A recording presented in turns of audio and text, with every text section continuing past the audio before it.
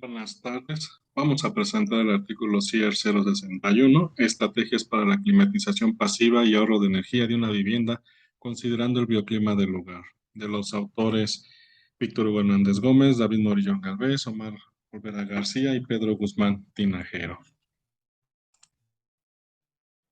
Bueno, el cuerpo humano tiene una temperatura interna alrededor de los 37 grados centígrados. Cuando el organismo tiene un incremento o decremento de temperatura, el mismo organismo trata de adaptarse.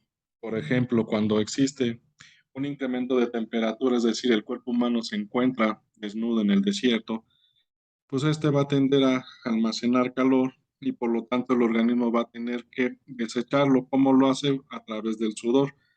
Esas gotitas de sudor lo que hacen es transferir el calor interno del organismo hacia el exterior. Por eso cuando sigue estando en condiciones donde el ambiente es más caliente que el interior del organismo, pues va a tender a seguir sudando y sudando, sudando hasta que las personas mueren por deshidratación. Caso contrario, cuando el cuerpo humano se encuentra desnudo en un área donde es mucho frío, el cuerpo para protegerse empieza a contraerse y expandirse, lo que nosotros conocemos como temblar de frío. Esto es que cuando contraerse y expandirse empieza a generar fricción y bueno, los órganos generan calor que mantiene caliente el organismo. Cuando la temperatura sigue descendiendo, entonces el organismo sigue protegiéndose, pero ahora va a dejar de circular sangre por los órganos que no son vitales para ellos, como son los dedos de los pies, de las manos, la nariz, las orejas, ¿no? Es por eso que luego los alpinistas regresan con los pies negros, ¿no? Porque, bueno, tuvieron parte de enfriamiento y pues el organismo se tuvo que proteger. Cuando sigue disminuyendo la temperatura, pues el organismo cuida totalmente lo que es cerebro, corazón y pulmones y deja inmóvil el resto del organismo hasta que ya no pueda hacer más y muere por hipotermia. Por eso es necesario buscar otras alternativas que apoyen al a que el organismo mantenga una temperatura adecuada alrededor de los 37 grados centígrados. Uno de ellos es recurrir a la ropa y otra es recurrir a los espacios o estructuras. Desafortunadamente, no todas las estructuras están construidas en función del clima, lo que hace que se incremente la temperatura en el interior o se hace más fría en la parte interior, por lo que es necesario utilizar algún equipo que me modifique la temperatura e inclusive la humedad del aire para estar en condiciones de comodidad. El presente artículo tiene la finalidad de dar un ejemplo de cómo se puede reducir la carga térmica o el tamaño del equipo, como quieran llamarlo, de un equipo de aire acondicionado y refrigeración, un equipo de aire acondicionado, perdón, utilizando técnicas pasivas, ¿sí? O de aislamiento térmico. Para eso vamos a tomar como ejemplo una vivienda de 2 niveles ubicada en el fraccionamiento Hacienda La Concepción, que se encuentra ubicada dentro de lo que es los linderos de Presa La Concepción en Tepozotlán, Estado de México. La vivienda cuenta con 2 niveles. Está por los reglamentos de construcción del municipio de Tepozotlán. Tiene espacio entre las casas, por lo tanto, recibe radiación y viento por los 4 lados, ¿sí? Y bueno, tiene superficies acristaladas, casi en la mayoría de su envolvente, ¿no? Para empezar a hacer los cálculos, es necesario considerar las condiciones ambientales que se encuentran en la zona. Para eso nos apoyamos de las páginas de internet que vienen los datos climatológicos e inclusive también los datos que reporta la estación meteorológica que se encuentra en la misma presa La Concepción. Y ahí podemos ver cómo son las temperaturas máximas y mínimas que tienen a lo largo de todo el año en la zona. También podemos conocer mediante esos datos cómo ha sido, si está nublado o está despejado, qué tanta nubosidad hay en la zona, la precipitación pluvial que debemos tener durante el año, así como el viento. Recordemos que el viento es una técnica pasiva que podemos utilizar para enfriamiento. Entonces es importante conocer también la cantidad y la orientación del viento. Para el caso del balance térmico es necesario conocer la radiación solar que va a estar incidiendo en todos los elementos de la envolvente, por lo tanto también fue necesario recurrir a los valores de la estación climatológica de la zona, ¿no? Con estos valores de temperaturas fue alimentado el programa Biosol y nos determinó los rangos de la zona de confort para cada mes del año de esa zona de Presa La Concepción, ¿sí? Y bueno, ahí podemos ver lo que se conoce como la zona central, que es la temperatura central de confort, ¿no? Máximos y mínimos de confort. Con esto y con el apoyo también del software Biosol que elaboró, podemos obtener cómo se va a comportar la temperatura en el lugar. Por ejemplo, podemos ver en el mes de junio que desde las 9 10 de la mañana hasta como por las 5 o 6 de la tarde, las temperaturas van a estar mayor que las temperaturas de confort, mientras que, no sé, en febrero a las 3 4 de la mañana las temperaturas van a estar por debajo de la zona de confort. Esto nos va a dar eh, la, un panorama de cómo vamos a estar, o bueno, cómo va a estar afectada la estructura de nuestra vivienda que queremos climatizar. Para el estudio se consideró los dos niveles de la vivienda y como se vio en la tabla de radiación solar, los meses que más calor y menos calor hacen ahí es en el mes de enero y en el mes de abril. Por lo tanto, se hizo el estudio para esos dos meses, máximo calor y mínimo calor, ¿no? Para eso fue necesario determinar las propiedades psicométricas del área, específicamente la humedad específica y la entalpía, ya sea de interna o la externa, y la de confort de la vivienda, ¿no? Que se va a tener. Y haciendo ya los balances, se obtuvo que para el mes de enero se tendría que utilizar un proceso de calentamiento con humidificación y para el mes de abril se tendría que hacer un proceso de enfriamiento con deshumidificación para retirar así que el calor que tenemos y deshumidificación para evitar lo que se conoce como el bochorno, ¿no?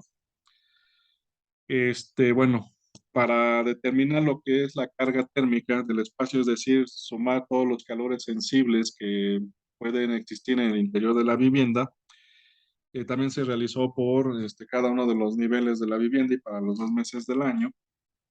Se consideraron lo que son la ganancia de calor por los ocupantes. Recordemos que el organismo, por su metabolismo, arroja calor al medio ambiente. Los equipos que tiene la vivienda, llámese refrigeradores, estufas, televisiones, todo lo que tenga la vivienda. El calor que hay con respecto al medio ambiente, dependiendo si la temperatura ambiental es mayor que la interior, bueno, pues el flujo de calor va hacia adentro, o si es viceversa, la temperatura interna es mayor que la temperatura ambiental, entonces el flujo de calor sale, ¿no? Entonces es por eso que tenemos ahí unos negativos, pero nada más esos negativos, bueno, lo que nos dan es el flujo hacia dónde va, si hacia adentro o hacia afuera, ¿no? Y también tenemos que considerar ahí lo que es la radiación incidente, ¿sí? Al hacer la suma de ese balance térmico, convertirlo a toneladas de refrigeración y, y después de ahí determinar el flujo de aire requerido, bueno, se obtiene que, por ejemplo, para el primer nivel, ya sea en enero o abril, es donde se requiere mayor, ya sea enfriamiento o mayor calefacción, que sería de 13 y de 28. Esto sería eh, ya ir a catálogo y seleccionar un equipo que me proporcione este flujo de aire y bueno, y la carga de calor que yo necesito, ya sea para calefacción o enfriamiento. Pero bueno, vamos a aplicarle algunas técnicas para tratar de reducir esa carga térmica. Uno de ellos es el aislamiento térmico de la envolvente y el empleo de recubrimientos, ¿no? Nosotros de la tabla pudimos observar que la radiación solar es la que más impacta en el aporte de calor, seguido de lo que es la interacción del medio ambiente, ¿sí? Por lo cual, pues nosotros nos basamos en esas dos para hacer algunas recomendaciones. En el cálculo del medio ambiente se considera lo que es los recubrimientos que tienen las paredes, cómo están construidas las paredes, los techos, si tiene puertas de madera, ventanas de vidrio, si es un solo vidrio, todo eso, ¿no? Entonces, se puede estar jugando con todos esos elementos para tratar de incrementar la resistencia al paso de calor, ¿sí? Por ejemplo, para lo que es paredes y techos, yo puedo incrementar recubrimientos que me incrementen esa resistencia. Por ejemplo, si tengo un aplanado de 1 centímetro, pues a lo mejor lo puedo aumentar a 1,5 centímetros, ¿no? O inclusive 2 centímetros. O a lo mejor añadir otro material. Muchas veces las casas se forran por fuera con una loseta o en el interior también la forran con loseta o algunos le ponen madera como decorativa. Entonces todo eso aumenta la resistencia al paso del calor, ¿sí? En el caso del techo, además de incrementar lo que es el espesor de la losa o inclusive si es apenas se va a construir la vivienda o si ya está construida, pues incrementar el espesor del yeso. En la parte de arriba también se puede colocar loseta también para protección del techo o dependiendo si es demasiado el calor que recibe, ponerle un enladrillado y así se puede incrementar la resistencia térmica de la envolvente. Para el caso de las ventanas, se pueden utilizar ventanas con doble vidrio, lo cual incrementa la resistencia térmica y amortigua las variaciones de temperatura ambiental que se pueden tener. También para el caso de la radiación solar, el elemento que tiene mayor ganancia de calor es el techo, por lo cual es necesario aislarlo, ¿sí? Por ejemplo, nosotros podemos utilizar impermeabilizantes. Por ejemplo, el normal era el terracota, que es rojo, pero ese me provoca que se incremente la absorbancia en el techo. Entonces ese me perjudicaba. Se fue modificando por el verde y al final se terminó por uno que cuando lo aplica es azul, pero cuando se seca ya es blanco, blanco brilloso, con la finalidad de que aumentar la reflectancia y disminuir casi a la totalidad la absorbancia del techo. Por ejemplo, se tiene el impermeabilizante acrílico Roof Mastic de Comex, el cual ya tiene esa reflectancia de 0,83 a 0,85, lo que hace que pues, muy poca cantidad de energía se absorba por el techo. Además, también las paredes pueden ser pintadas de colores claros, brillosos, con la finalidad también de reducir parte de esa absorción, ¿no? Si nosotros utilizamos alguna de esas técnicas, ¿no? Que fue incrementar un poco los aplanados y utilizar en el techo este impermeabilizante, podemos ver que se reduce bastante el consumo de energía por los equipos. Por ejemplo, si me voy a la parte del flujo de aire requerido, que era donde habíamos comprado con el otro sí iba arriba de 10. Estamos hablando que para enero es de 1,8 y para el otro que era arriba de 20, si no más recuerdo, ahora ya es de 6,23, ¿no? Se tiene un ahorro en porcentaje en enero en el primer nivel, por ejemplo, de 86% y para el caso de abril de 78% de ahorro, nada más al utilizar estas técnicas, ¿no? Lo que equivale a que se dejen de emitir utilizando el factor del Banco Mundial, se dejarían de emitir 26 kilogramos de CO2 o 39 kilogramos de CO2 dependiendo del mes, ¿no? O sea, tendríamos un bastante ahorro por el empleo de estos recubrimientos. Pero también si nosotros además utilizamos algunas técnicas pasivas, podemos todavía tener mayor cantidad de ahorro, ¿no? O reducir el tamaño del equipo. Por ejemplo, es necesario conocer lo que es el bioclima del lugar. Para eso nos apoyamos nosotros de lo que es los diagramas bioclimáticos de Olguay.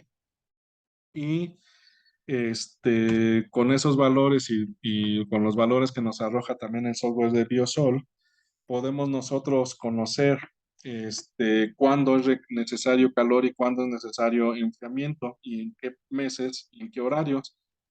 Y con eso, bueno, pues podemos ver que, por ejemplo, en algunos meses es más frío y otros meses, por ejemplo, entre marzo y junio, predomina el confort durante el día y en los meses de febrero y de julio a noviembre es fresco en la mañana y en la noche, ¿no? Entonces, con esto podemos utilizar estos datos para dar algunas estrategias, ¿no? Por ejemplo, la ventilación puede ser cruzada con descarga, es decir, la ventilación es para reducir almacenamiento de calor, ya sea en la envolvente o en el interior del espacio. Entonces, por medio de ventilas o ventanas, podemos nosotros generar esos flujos de aire. O si son necesarios, podemos utilizar otros sistemas pasivos como chimeneas solares, muros trombes o otros diferentes elementos, ¿no? Para el calentamiento pasivo podemos utilizar las mismas ventanas, utilizando lo que es la ganancia directa de calor, o utilizar otros mecanismos como el muro trombe o también, que nos proporciona flujo de aire caliente u otro, ¿no?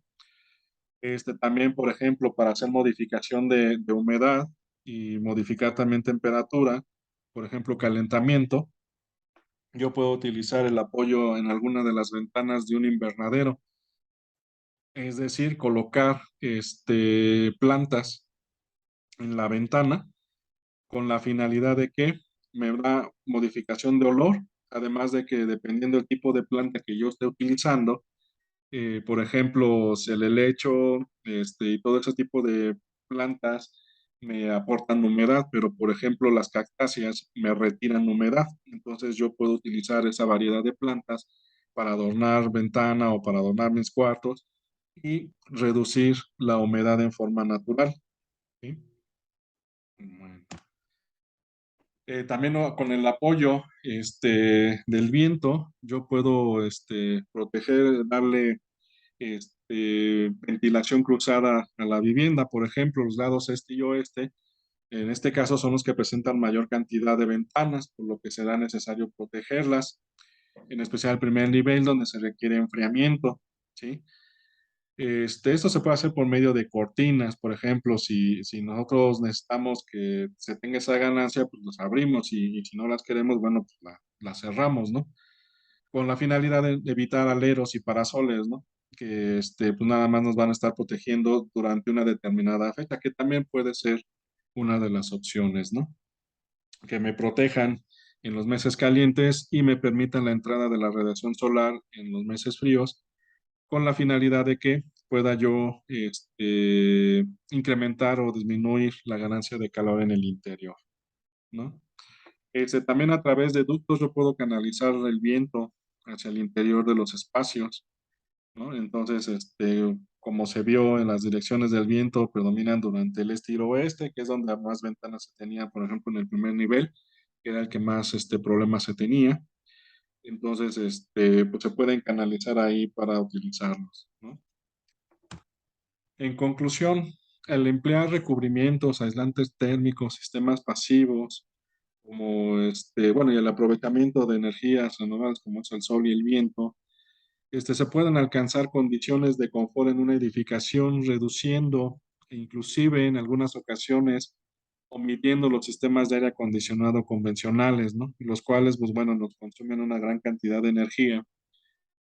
Además de que, bueno, esa energía pues, es producida normalmente por quema de combustibles. Recordemos que el Balance Nacional de Energía nos dice que más del 80% de la energía que se genera en México es a través de la quema de combustibles fósiles. Entonces, bueno, toda la emanación de gases de efecto invernadero que se genera, ¿no? Por generar esa energía, ¿no? Entonces, al utilizar esto, bueno, se logra un ahorro en la facturación energética, alias recibo de luz, y también se ahorra en lo que son los combustibles y en la emisión de gases de efecto invernadero. Agradecemos al Programa Interno de Cátedras de Investigación de la FES Cuautitlán UNAM por el apoyo brindado a través del proyecto CI 2252 y también agradecemos al Programa de Apoyo a Proyectos para Innovación y Mejoramiento de la Enseñanza PAPIME UNAM por el apoyo brindado a través del proyecto P100 222. Gracias.